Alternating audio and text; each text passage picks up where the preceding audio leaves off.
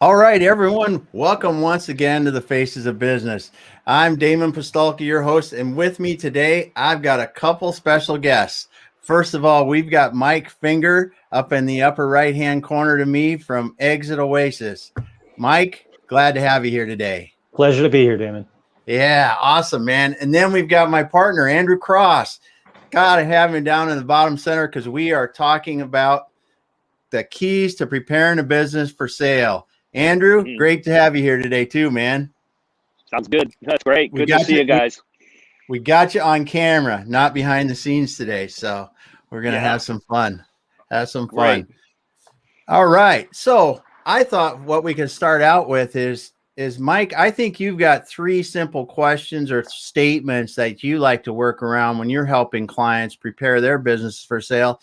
We'll start there. I've got a few points, and then we'll start in on the discussion about overall what really are the key things for people to do. So could you start us off with that, Mike? Yeah, absolutely. So when I first came to this space, I came as a business owner, and what struck me when I went through my first sale and subsequent to that was how complicated this space can be, right? We all know that even if you're thoughtful and intentional about it, you go out and you look for lists and what should I focus on? You very quickly come up with 47 things on 15 different pieces of paper. This thing, this analysis, that, look at this ratio. And for me, as a small business owner, it was just too much. And I find that the business owners I work with have a limited time to spend on this. And so what I look to do is to really boil it down as much as I could. And I ask three basic questions when we sit down working with a small business owner. The first question is, are your results desirable? And don't overthink that one, small business owners. When we say desirable, is what you produce in your business as the results that you produce in two key factors attractive to someone else. Those two factors, your seller's discretionary earnings and your job, right? Seller's discretionary earnings, that's your owner's cash flow. That's what you generate. More is better. Is that a desirable number? Second is your job. Are you working 18-hour days in miserable conditions with lousy people? Why would I pay you to have that job? So are your results desirable? Yeah. Can a buyer duplicate your results? That's the second question. Do you have a team? Do you have systems, or is everything dependent on you? So can a buyer duplicate your results? And finally, can you document your results? Do you have clean records? Can you prove it to me? If you can answer yes to those three simple questions, and it's really important you're honest with yourself when you're asking them, but if you can answer yes to those simple questions, you are exponentially ahead when it comes to having a business that you can sell. So that's our simple approach. Yeah, and I love that, and I'll share my points. And there, it's funny how you and I independently came up with the list and did that. But before we get into that, Mike, explain to people the frame of reference where you're coming from. Now, you're helping people preparing businesses, small business for sale, but you've also sold several businesses of your own. I have. I've been lucky enough to have 4 successful exits. Started a business in the mid-90s, grew it over 15 years, sold at the end of 2010. That was a life changer for me. I worked as a business broker for a little while, loved part of that, hated part of that. Worked in an accelerator for a couple of years, then bought and sold 2 small businesses, I think primarily to prove to myself that I hadn't been a fluke the first time through. So I've been able to be on both sides of the table, buyer, seller, and broker. And I love the space. It is a life-changing space for so many small business owners if they can get from owner to former owner successfully. Yeah. It's a very difficult process for sure. Kudos to you for getting through that. That's multiple times. For most Yeah. people, it's a one-shot deal, and It is. it's enough. It's enough. It is. But I fell in love with that space right after the sale. I fell in love with the possibilities that exist and the opportunities that exist and the reduction in stress and responsibility that I've got a colleague on LinkedIn who recently sold his business, and he's been producing a fair amount of content about that time space. And what a lovely time period that is. Yeah. Well, it's really interesting. We work with clients too, and I think where we came from, on the broker side, I totally relate to what you're saying. Love it and hate it at the same time. But teaming up with Damon over the last 5-6 years now, we've been working together because bringing that consultancy and management consulting. Our team, we've been working on helping businesses improve, for years, not with an exit in mind necessarily, right? But when you step into that space, when the exit's happening, which is, like you said, it is, to me also, it's fascinating because there is change coming, and a company may have been kind of in a rut or hitting ceilings for quite a while, not dying, but everybody wants to put some fresh paint on and spiff the place up before they sell it, and they're willing to do that at that point, right? But there's no reason not to do it before that, right? But it's because then it's really the whole spotlight of where I'm at, is right in front of you now, and the changes. I need to do this. I need to get the right people in the right seats, or I need to get better accounting systems. I need more real-time information, things that the buyers want to see, like what you're talking about in these processes. And you start doing them. Yeah, it's a little bit of a shame that it's bittersweet that it's happening last minute.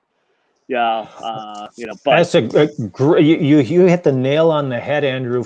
The best part of the work that I do is that I'm dealing with business owners that are more open to change than they are at any other time in their career, right? Yeah. Because they want that exit, they want that result, and you say, here's what a buyer wants, and if you're not willing to put the business there, that's okay, but then you don't get the exit. Or the exit you want, necessarily too, but because there are bad exits, and there's a lot of ways to get out of business, and most of them are bad. The best way to get out, the good way, is to sell your business for the money that you want on the terms that you want. But I think it's a fascinating space too, and it's it's very rewarding to start to get in and put some systems in place, something that you can hand off to a buyer, right, and sort of tune up the whole strategy and the playbook, so that and that's what we try to accomplish. It's a little deeper than just putting a flyer together and saying, here's X business for sale, here's your playbook, Mr. Entrepreneur, coming in. This here's the plan, here's the projections, here's the strategies, all the things that you need to execute. All you need to do is execute this with your skills and experience and your cap, and go to work on it. And that's so that's a different level getting the exit. But as you do that with the owners, and then the light bulb goes off on a lot of them, are going, God, I wish I'd started doing this 10 years ago. Right. Right. Yeah. Right. Yeah. Absolutely. And that's it's actually the wonderful thing about the owners I work with is I don't get paid on commission. I don't care if they sell the business. And it's not an uncommon result that the business gets resolved towards being less dependent on the owner, systems driven, right? All of these, a little bit more profitable, right? All of these, we start checking these boxes, and suddenly they go, I think I'm going to hold on to this thing for a little while, which is a fabulous outcome. Because again, we all know that the best business to own is one you could sell tomorrow. Yeah. Yes. And you make a good point, because that actually happens. Two things happen to us usually when we're doing this: is we'll start helping somebody, and they will sometimes fall back in love with their business, which is good. Yeah. But oftentimes that's part of our overall strategy too, because when you look at a smaller business, they may not be able to meet their retirement goals with just the sale of the business. So it may take us to increase the size and profitability of the business and make it easier to run and more desirable for the new buyer. But then they may have to run it for a period of years and continue to grow it at a little slower rate or whatever, or we continue consulting with them. You know, we just had a client that called us this year that we worked with them 4 years ago. And that was the plan from the beginning. Sure. We had a really definite amount of money they needed. We got them up to the point. We said, okay. And they had a definite exit timeline. They said, I want to do it when I'm a certain age. And okay, cool. And then honestly, it was very nice because they called it up and said, yeah, we've been growing. We're a little bit bigger than, it was like 20% bigger than when we talked to them. And yeah, I'm ready to go now. Yeah. And it's like, that's cool because you go back in and I know that they've got good people in place and they've got good processes. So it's really nice. Absolutely. Yeah. Yeah. Can you guys hear me okay? Yes, can. Mm-hmm. Yes, it can. I didn't know if I cut out there, but now there's, that's a very good example too, because really what this does is if you've been through a bad lack of control. Yeah. That's really the owners, turning it over to brokers. They have other people coming in. They've got auditors looking up their skirt. They've got, they have to go clean up house. They have to remove bad employees, all this stuff they have to do. And then they realize, by the time this is all done and this process takes 7 or 8 months, they're just sick of it. And they've lost complete control over this. And that's what, if you have a company like that you're answering the questions that you're talking about with the processes and the people that can run itself, then you're in control of your exit, knowing your value and what you're working towards as well. So, and that's at the end of the day, I think that makes it a whole lot easier for the sellers and makes them happier when it's all said and done. Yep. So coming back again to what our control comes when you're going in a good direction. Yeah. So coming back again to the keys to preparing a business for sale. I'm going to share my list that I came up with, and I'm going to clean it up a little bit because it's much rougher than Mike's. Mike's got it really dialed in well, but one of my first ones, because if you just go out and Google the biggest reasons why businesses don't sell, and it's around value. And I always say you need to be comfortable with the value of your business, the realistic value of your business, because just because you want your business to sell for $2 million or 10 million or 15 million, that doesn't mean it's got to support it. As Mike was saying, it has to have the discretionary earnings or the appropriate measure for that allows the owner, the new buyers, to get the investment return, the return on the investment that they want. So you really have to get comfortable with that value. If you have to be comfortable with that. If you're not comfortable with it, you need to change it. It's not, we have to do that if we sell a piece of real estate, right? A real estate's got a certain value, and people for some reason think businesses don't because they've got potential or they got this or that. But at the end of the day, it is about the profitability of a business. And that is the by and large, one of the biggest drivers of value in the vast majority of businesses. I don't care if you read about a unicorn company that sold for 100 times, earnings or something like that. That's a completely different scenario or a public company or, a famous company. I mean, there's so many variables, but the day in and day out business owner, it's a simple math. It's, can they make return on the investment? Go ahead, Andrew. Yeah, it's a difficult thing, I think, for an owner. But I like to say you need to know value. You need to know your value, and and keep in mind it'll never be as much as you think. Yes. So at the end of the day, but there's ways to find out. It is a difficult thing to do because, like real estate is highly regulated. It puts the consumer in control to protect them, and there's no hidden information. You have all the information you need to make a big decision on real estate as an investment. You don't get that in business transactions. So you have to go out and work a little harder to understand your value. and just chatting with one of your buddies at the golf club who sold this company 4 years ago and got a 9 multiple that he's bragging about doesn't make your company worth a 9 multiple.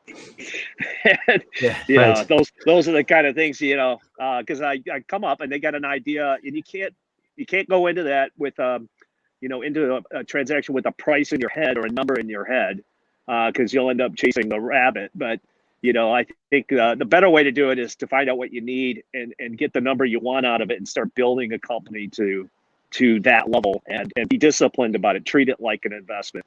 Now you guys are both way overcomplicating this. Let me flash back. There we go to the Mike who owned his business for the first 10 years. That Mike knew his business was worth 2 times revenue. That's what I read in an article one day. So that's what my business was worth. So I focused on growing revenue. I got it up to 5 million. I thought, listen, if I get even 1 times revenue, that's enough. That's enough runway for me to do what I want to do next. And I can put myself right now at my desk, hanging up the phone from the 3rd broker who said, I can't sell it. It's not worth anything. 2 owner dependent, not enough cash flow. What do you mean it's not worth 2 times revenue? It is crazy. It's crazy how we draw conclusions on this huge transaction from the dumbest things, like the guy at the golf course who said he got 9 times earnings. I love it, Mike. It's I love crazy. it, Mike, because I've got a buddy who owns a little craft distillery, tequila business that he markets and sells. I don't know what he's doing, how much money, but when George Clooney sold his tequila company, was in the news for I don't know, $1 billion or something. He was giving me a call saying, I think I can get FedEx. Hey, you ain't George Clooney. Oh man. But we laugh, but it's incredibly painful. It is, and it's terribly painful. For me. It's terribly painful too. And when you look at it, the thing that is what I think is a disservice that the overall investment banking business brokerage or whatever you want to call it is, there is leeway in valuation. There is, you know, because part of it is risk and, you know, and some other things in market. And obviously I'm not a valuation expert, but there is. So people take that too liberally to maybe get a listing to sell a business, perfectly knowing well that it's not going to sell for that amount of money. They're just hoping that, you know, either they may hope to get lucky and someone be able to come with a sale that's too high, or they're fully intending on that they're going to have to come back and you know, help the buyer rationalize a lower offer for that business, which I think that, you know, on the flip side, what you were saying, yes, it's real easy to see the high publicized deals like you and Andrew both brought up, and it's very common. And that's why I think understanding the value and having a few different viewpoints on that going in, even if you can, sometimes we do in some of the bigger deals, we actually we'll float them out to some equity people that we know or some buyers that we know in the market. And we'll say, you know, what is this value if it's good? So, yeah, well, here's another thing. And I'll just, you know, put this up for any business owner out there. Go talk to your banker, you know, go talk to your SBA lender and say, hey, I want to sell my business. You know, what do you know, they're the ones who are probably going to be financing it. So they're a factor in the decision too. It's not just the buyer. I mean, I don't know about you guys, but I haven't done 100% cash deals ever. People are going to come in and leverage capital to buy these businesses, and to get it all cash. It doesn't happen very often. But a banker's a great resource to really understand your value too, because they'll look at your debt ratios and, you know, and your cash flow and all that stuff. And, you know, it's very common sense at the end of the day as far as the numbers go.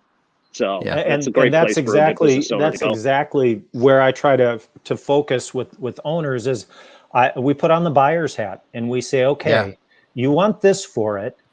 Here's the 2 things your buyer has to do after they buy your business. They still have to buy groceries and pay rent, and they got to pay the debt they incur to buy the business. Mm-hmm. Okay, so let's do that simple math. Mm-hmm. Here's what your business produces. Mm-hmm. Here's what you want for it. Yeah. You're telling me I got to bring 70 grand to the table each year to buy this business? How does that work? I mean, and again, I've been on the other side of the table as the seller where I'm like, why should I have to care about, I guess I should care about how somebody might actually buy this business if I want to sell it.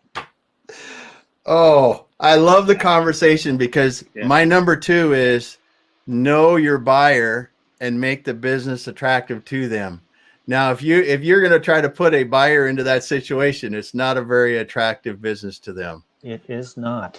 And it's and that point also brings up your other point that you made that was so great on the fact, is it desirable? It can't be too dependent on you. That was another thing that I had. You have to remove the owner from key operational things, but knowing your buyer and putting yourself in that situation, just as you said, what does this new person going to be able to do? And how are they going to pay this money back? Because as you mentioned, most times the buyer is going to come in, they're going to have leverage that you didn't have as the owner now. Yep. They're going to have to take out that loan. They're going to be paying that loan back. And then they're going to want to try to grow the business too. And yes, they're still going to want to return so they can eat and do whatever else they want with that, with some money. So that is a big consideration. Yeah. You built equity in the company, but the other guy coming in is he's starting to climb the mountain. And he's got to get over that. And how long is that going to take? And what we call that is what you're talking about is the price sanity check. Yeah, exactly right.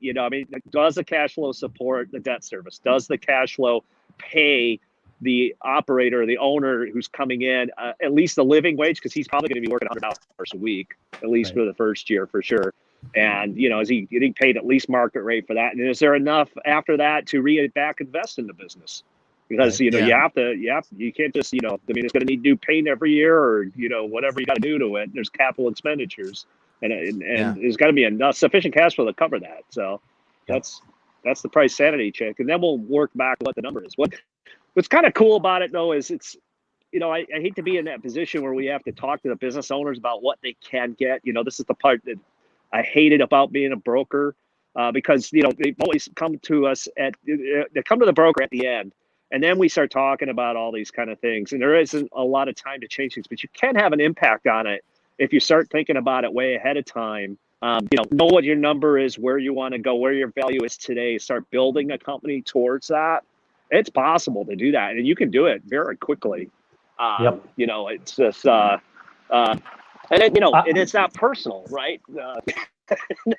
That's right. It really is, get back in control of it. Yeah.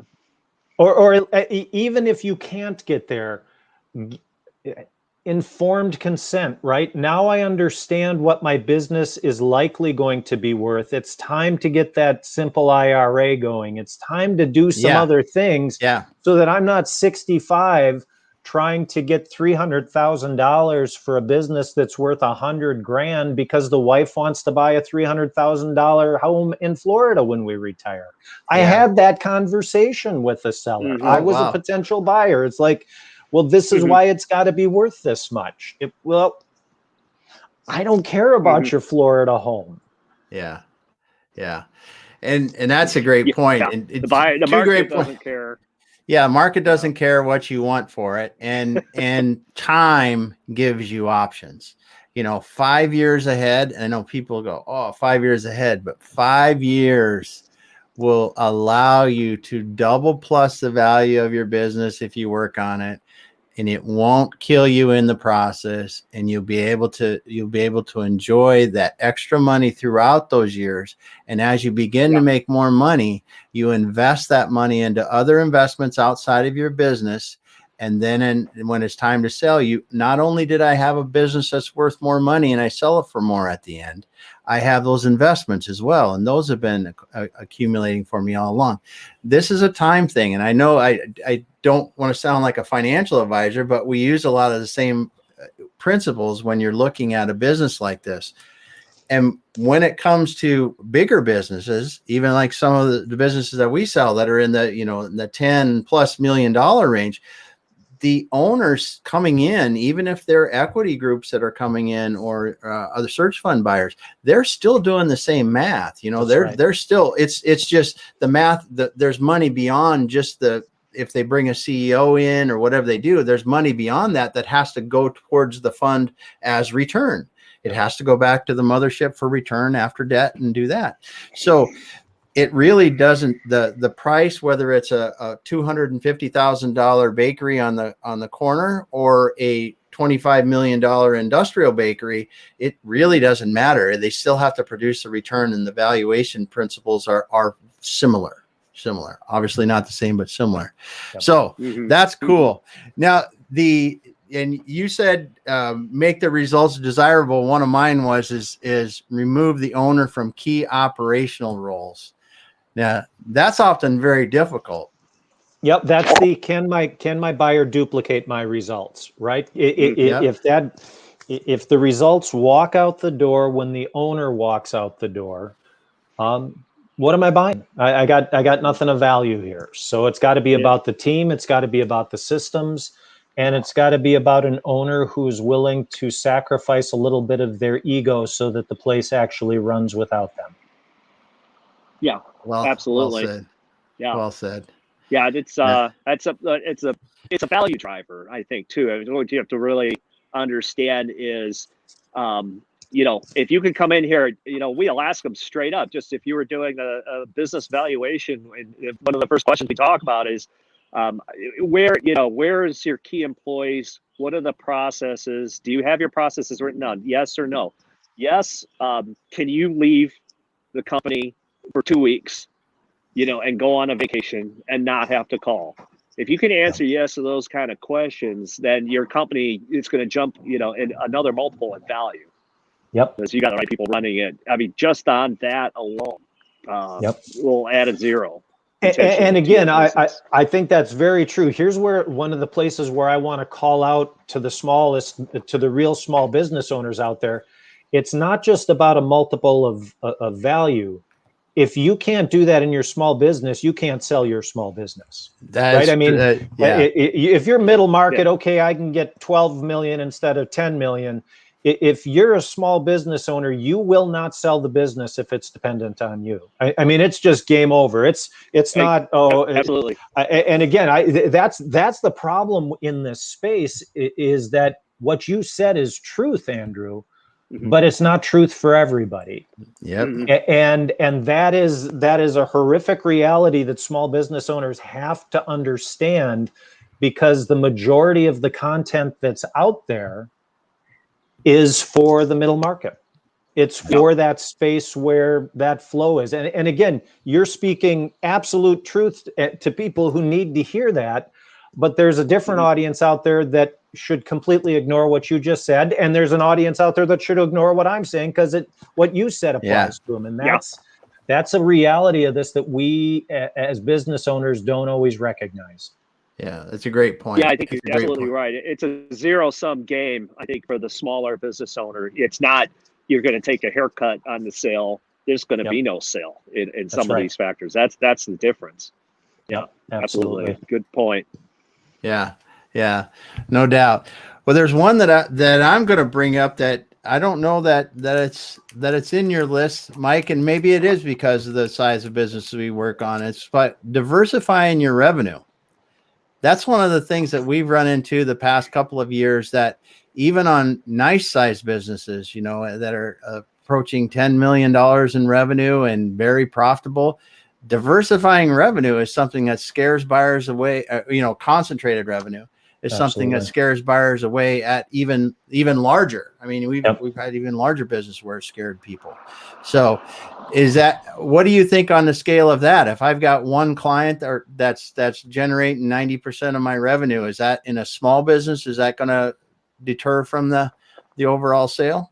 Well, it's certainly a cautionary element for a buyer, right? Again, if we're at the yes stage on those questions, if a buyer can duplicate my results, it's still a risk if those results are dependent on one customer, right? There's just no way around that.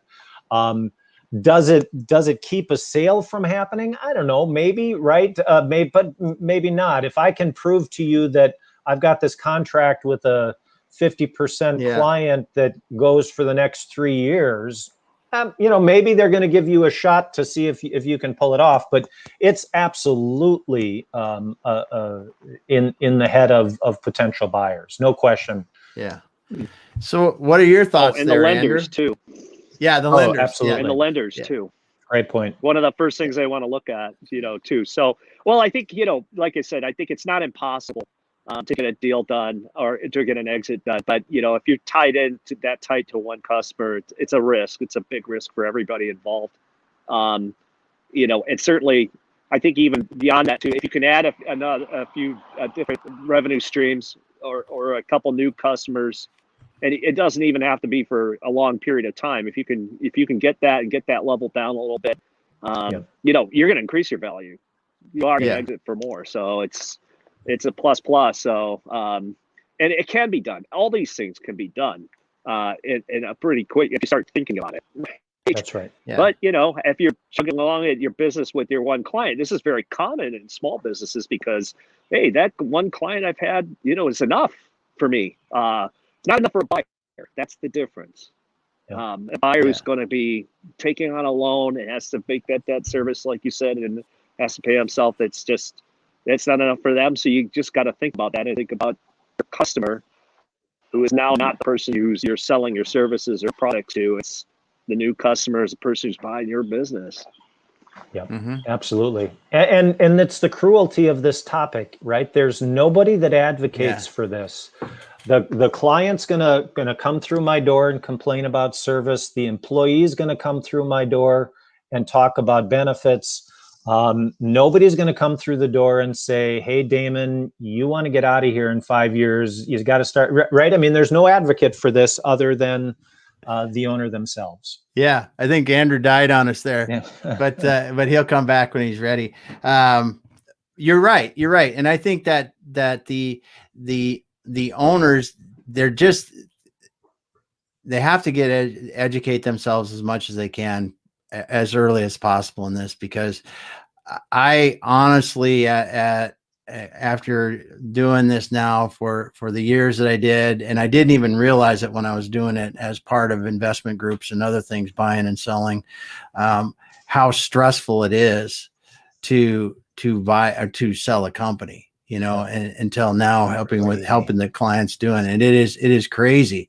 And it really is something that the more you can be prepared, the more you can be educated, I think the better off you will be, as most things in life. But absolutely, Damon, that's such an important point. I can still remember that time period where I was spending 8 hours a day running my business as if I was going to own it forever.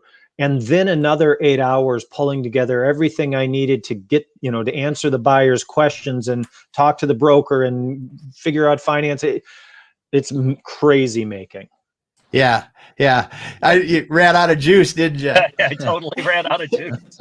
Yeah. Well, we were just talking about the fact that, Mike made a very good point about it. There's no one that really advocates for the buyer in this process. And there's not really, it's just such a tough thing. And then I mentioned about how important it is to really get educated early and be prepared. And Mike mentioned about the fact that he was running his business for 8 hours a day, and then he spent 8 hours at night trying to get the stuff for the buyers that they wanted, their information and everything else ready to go, and how that just adds to that overall stress factor when they're doing that. And it is a brutally challenging process for a seller of a business. There's no doubt about it.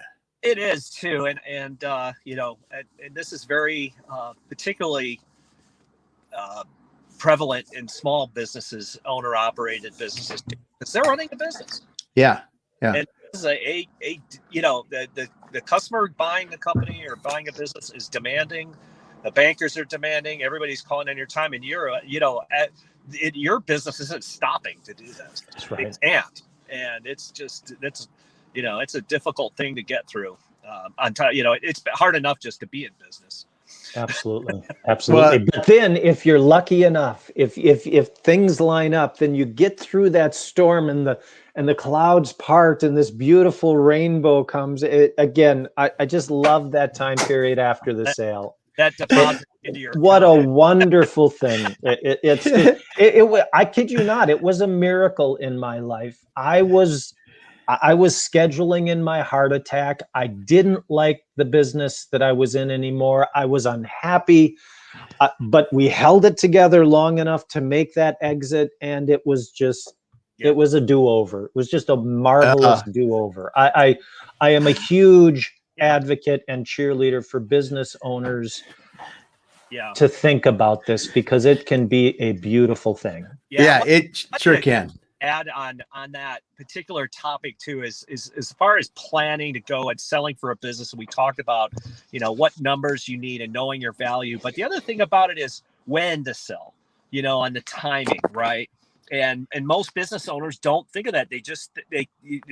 I see this time and time again, especially with smaller businesses. They want to do it. They just say, when I'm done, I'm done. I'm 65. Now it's time to sell. And I want to be done. That's not necessarily roll it back. If you start this process early, you're looking at a 5-year window on it. Is really exit when, when you hit your number, it doesn't, that could happen in this year or next year. Decide what you want to do, plan on building where you want to get to, and then do it. Because, that's the other problem is you could be, I'm going to keep on going on to this at 65, but we don't know what it's going to look like when things turn fast one way or another. That's a great point. And again, I think it's even amplified for the small business owner, because for most of us as small business owners, that exit doesn't come planned. Right. It comes when on our drive home from the doctor appointment, where we get the diagnosis that we didn't expect. It comes with an opportunity that trips across our desk that we're way more excited about than this other thing. But we're 3 years from being able to sell this other thing. Again, when I talk with a small business owner, I'm not a big believer in the start with the end in mind. I don't think most of us as small business owners can focus that far ahead. We got to get to sustainability, right? Yeah. You got to grow your business to sustainability. But once you get to sustainability, you got to be asking those questions that I started with. Is it desirable? Can a buyer duplicate? Can I document? Because from sustainability on, you're a phone call away from, again, as owners, we don't think about this topic until it's the only thing we think about. And then by then it's too late for most of us. And that's why the numbers are so abysmal for small business sales. They're abysmal because most of us wait and then we fail. That's what we do. That's what we do with this topic. We wait. I'll do it in 3 years. I'll do it in 10 years. And then we fail. Yeah, I agree. 100%. Yeah. Now there's one last thing that I had on my list that I was going to ask you guys about. And how much of a role do you think it plays if the company has nice, solid growth compared to if it's kind of flat, lumping along, making okay money and just kind of flat, So if it has 15% year-over-year growth, it's been doing that for a few years. Is that a lot more attractive to a buyer, or is it really doesn't matter as long as they're good businesses? Andrew, I'll let you take that one first. I think businesses that are growing, buyers like businesses that are growing. That's my experience. And I don't care if you're big or small or in between. If you're going in that kind of trajectory, those are the kind of businesses I like to sell. No, I would agree with you. Growth is always better. I'm going to throw the caveat on that growth is expensive. And I see business owners sometimes they continue to pursue that growth. I did that. For the first 10 years I owned that business, I was a growth junkie. I just never figured out how to make any money. I kept putting all the money back in. So the growth is great, but if it's coming instead of cash flow, that's a problem. Yeah. Unless you can make a real clear argument for, here's where here's where the results are. You're 100% right, and that's a great point that I left out of that. And it does have to be producing profits, growing profitably. So if you're increasing those profits, and that is one of the caveats, and one of the things that we often have to help people with is, how do you grow efficiently and still keep increasing your profitability year over year? Yeah. And well, doing that. you know, and you bring up an excellent point too. Growth is expensive, and it's also risky. Yeah.